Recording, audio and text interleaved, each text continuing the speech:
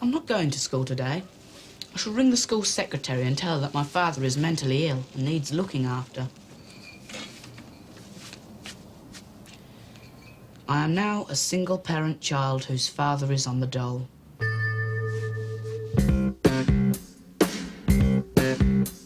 My mother's heart and soul have gone halfway up the pole.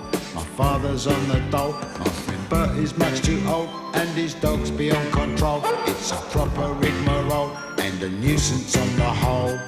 I'm profoundly in love with Pandora. My poem has an intellectual theme. The tenderness with which I adore her goes all bouncy in my dreams.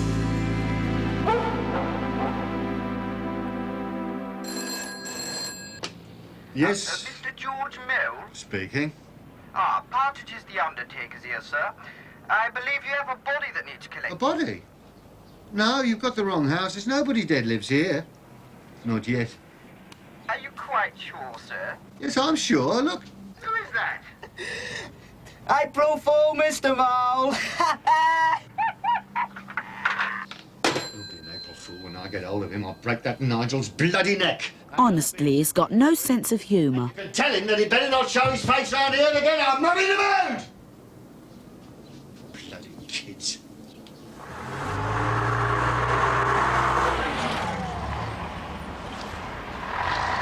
Can we have some fresh fruit and salad? Oh, it's a waste of time. Fresh stuff goes off too quickly. But I'm suffering from a lack of vitamins. Vitamins? They didn't exist when I was a lad, and I'm all right.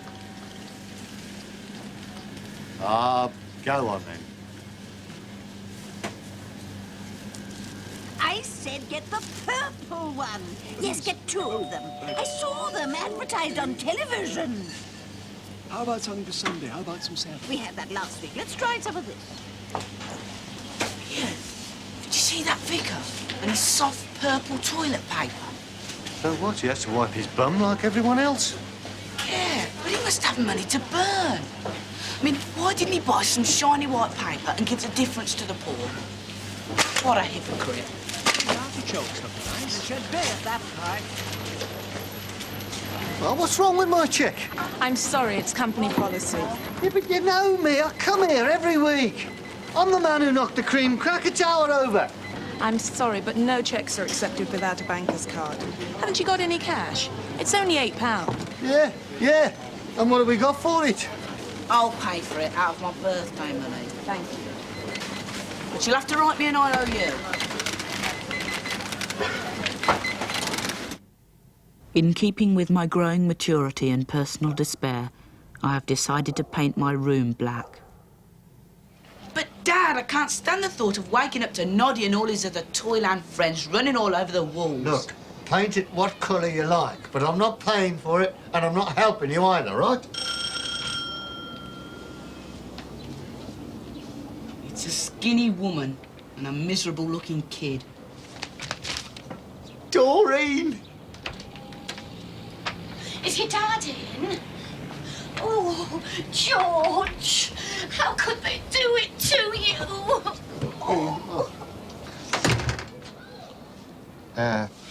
Doreen, it's my son, Adrian. How'd you do? How do you do? And this is my son, Maxwell. Oh. Don't do that, love. Maxwell? What a stupid name. Been that firm 15 years of my life. It's all been for nothing. Wasted. I shall never get another job. Oh. Still, at least you're here, Doreen. Thanks. She's as thin as a stick insect. She's got no bust and no bum. She's just straight all the way down. Dad? Going out to buy the paint.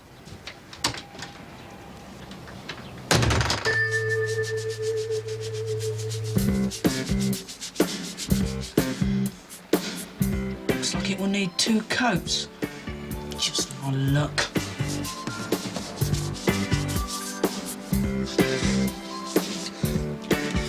Get lost, Noddy! Disappear! Come on.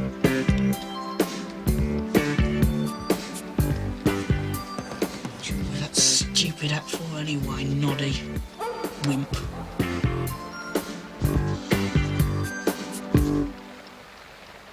$69 done. 124 to go.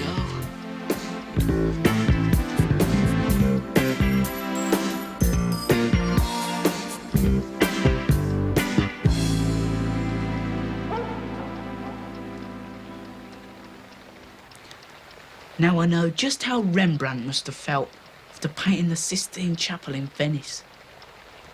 Adrian, it's 11:30, isn't it? Time you got some sleep. Good God. It's like a piggy nightmare. It's like one of those Salvador Dali paintings. He's only jealous because he's got yucky roses on his bedroom wall. Rather you than me. Send me mad. Maxwell ended up sleeping in the double bed between my father and Doreen. So my father was unable to extend his carnal knowledge of Doreen. He was as sick as a pig, but not as sick as Maxwell was. I just wish you'd stop crying. So do I. Your hands are black. It's pain. I'm going for the paper. Won't be long. Get Maxwell some sweets, love. Something that'll last. Right. Oh, bless him. Have you noticed how much he's smoking and drinking? I'm ever so worried about him, Adrian. He can't make love anymore either. That's what redundancy does to a man. Oh, I'm sure it's... This is something I do not wish to know. She talks to me as if I were another adult, instead of her lover's son aged 14. But your father's very highly sexed. I'll get it. You finish your cornflakes.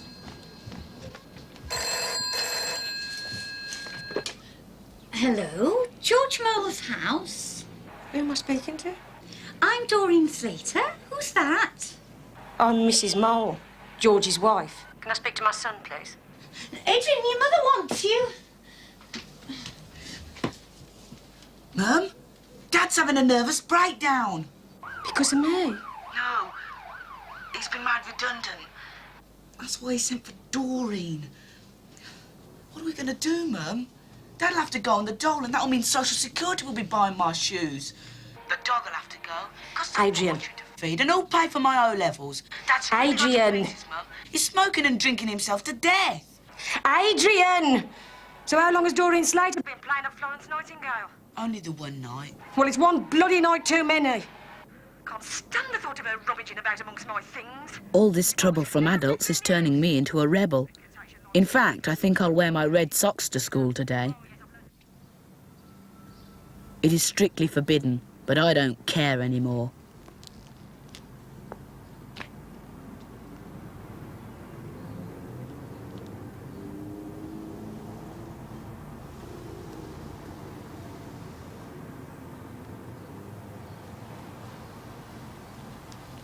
You know the rules of this school, Noel. Home!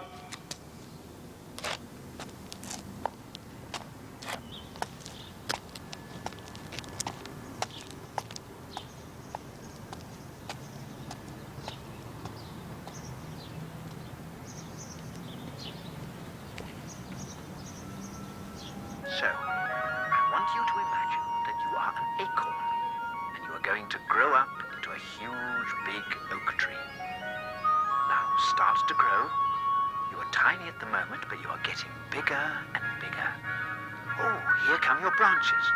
Quite small at first, but growing, growing. Oh, look now.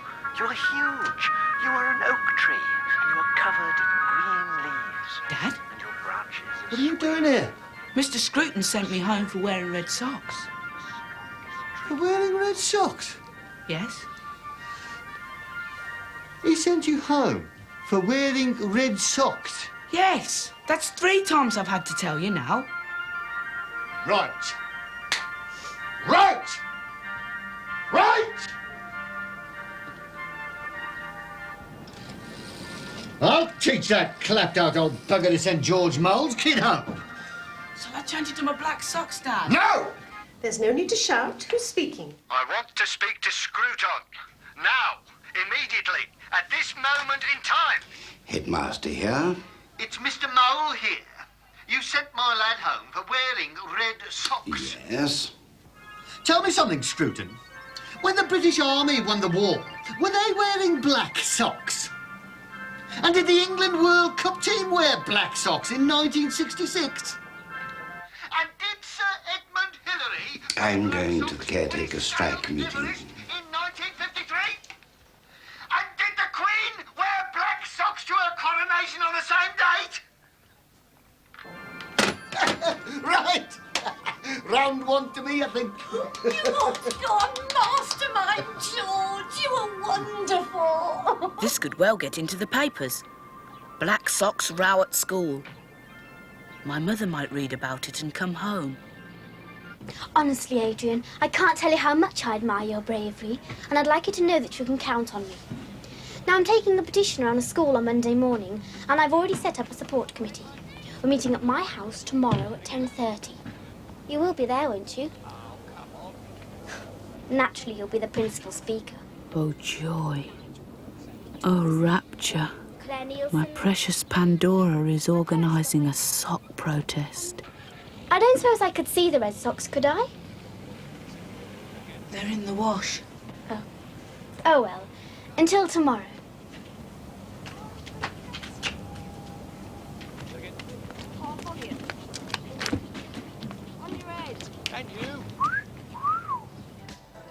I went to Mr. Patel's shop and bought my first joss stick. I can't stand the smell of the paint here. Good night. No,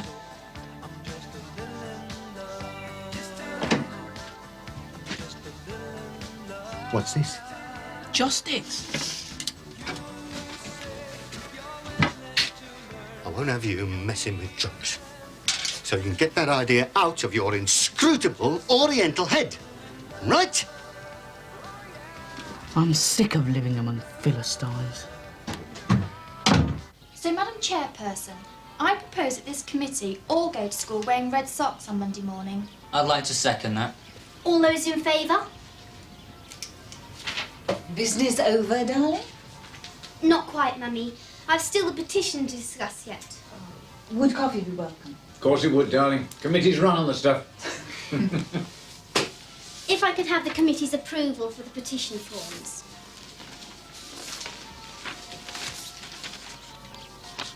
These are ever so nicely done, Pan.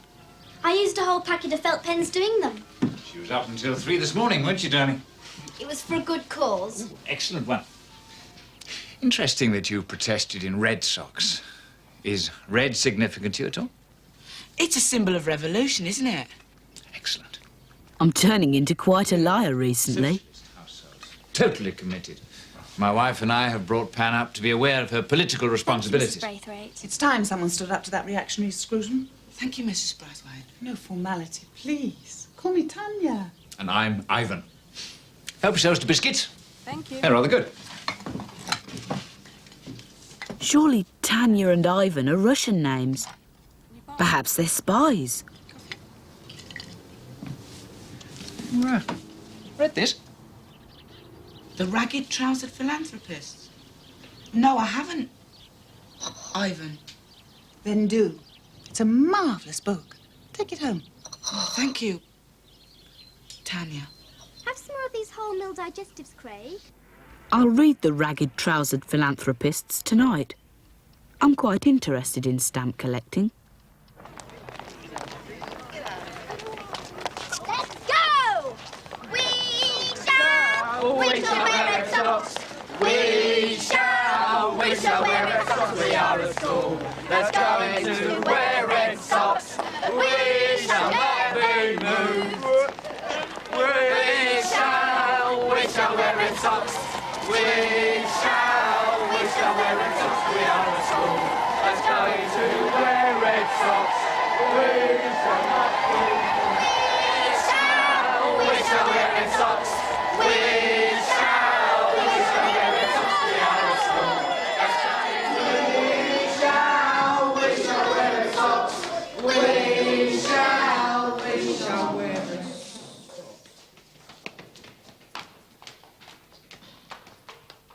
can't help wishing I'd worn black socks to school last week.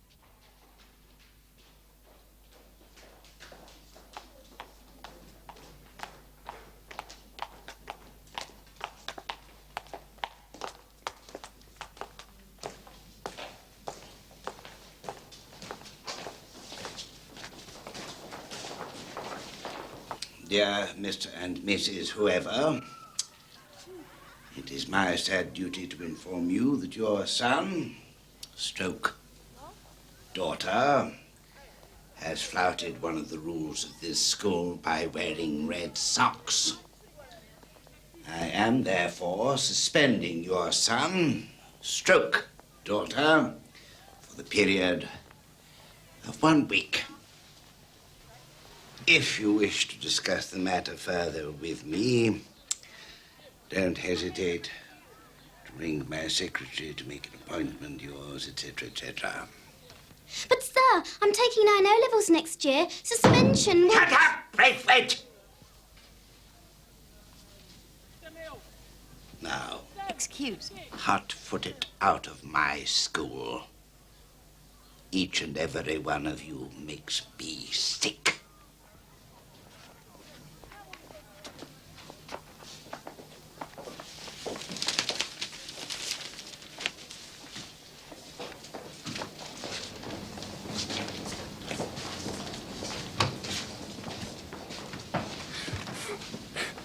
Don't cry.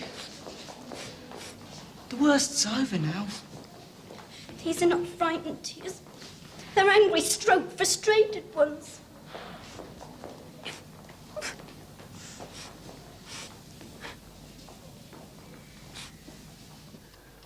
Pandora and I are in love. It is official. I can't write anymore. My hands won't stop trembling. Paul! Paul! Come here, boy. Yes, sir? We're not running a messenger service in this school, are we, Mole? No, sir. No, sir. Then please tell Mr. Bert Baxter not to telephone this school again, will you? We have far more important things to... Oh, get stuffed, you goggle-eyed git. I am an important man with a load of responsibilities that your tiny brain couldn't conceive of, Mole. Mr. Baxter wants you to call round after school. He says it's urgent. So, do we agree to compromise and wear our red socks underneath our school socks? Well, it'll make our shoes too tight. But OK, it's the principle that counts. But what's the point? Nobody is going to see a principal.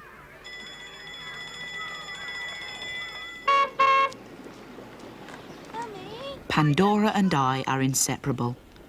So I felt secure enough in her love to take her with me to meet Bert Baxter.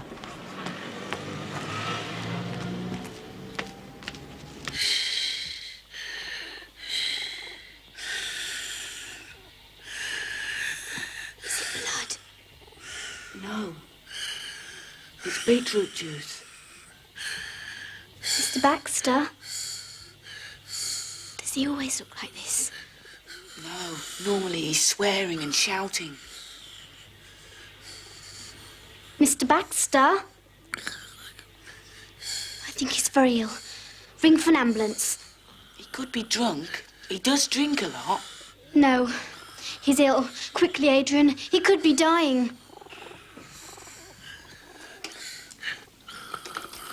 I've never done this before.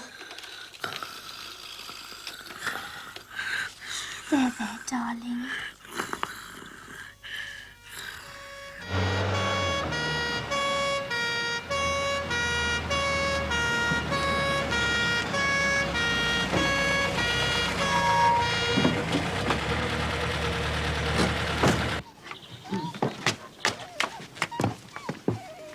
Right, careful. All right, so just... Got it. Ease down. That's it. Watch your step. Aye.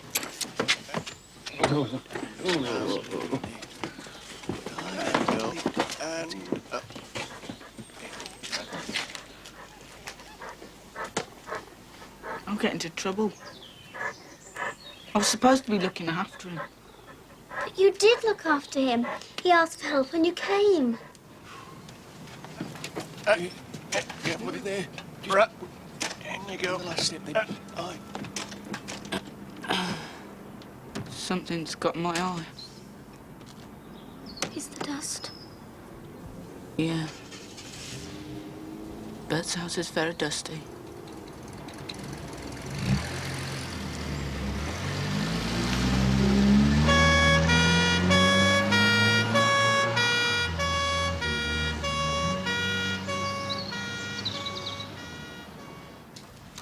I am family, yes.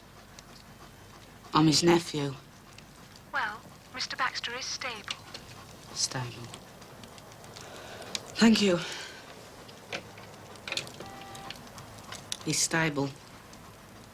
It's quite appropriate for an ex-hostler.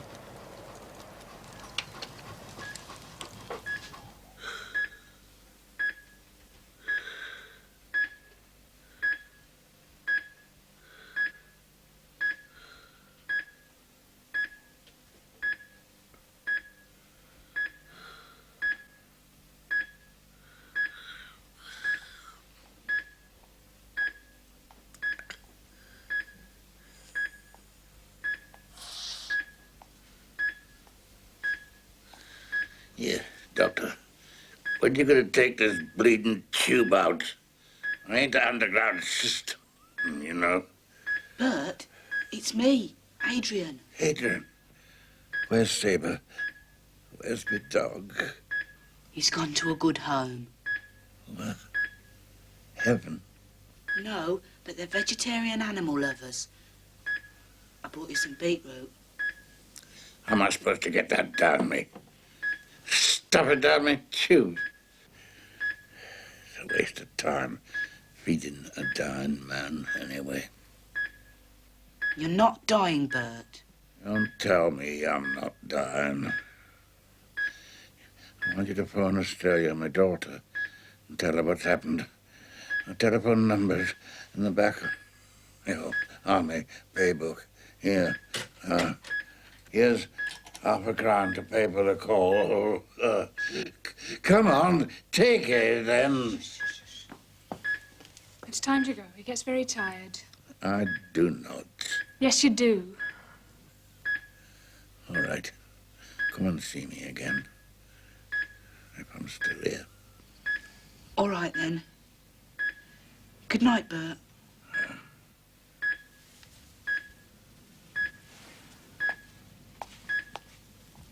Nice boy.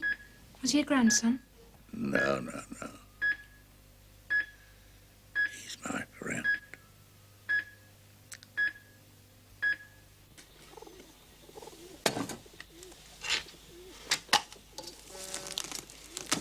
I don't even know what an army pay book looks like. No, nor do I. Dirty old devil. Oh, how disgusting. Let me see. Avec toute mon amour, chérie. Lola. Funny to think of Bert having a love life.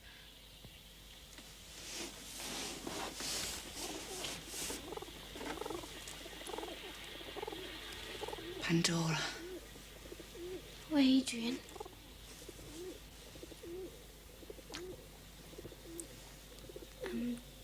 Do you know how to do French kissing? I usually just stick to the English.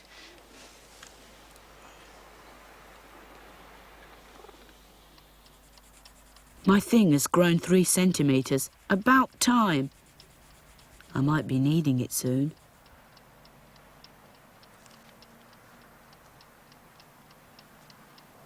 I hope Bert doesn't die. Apart from liking him, I've got nothing to wear to a funeral.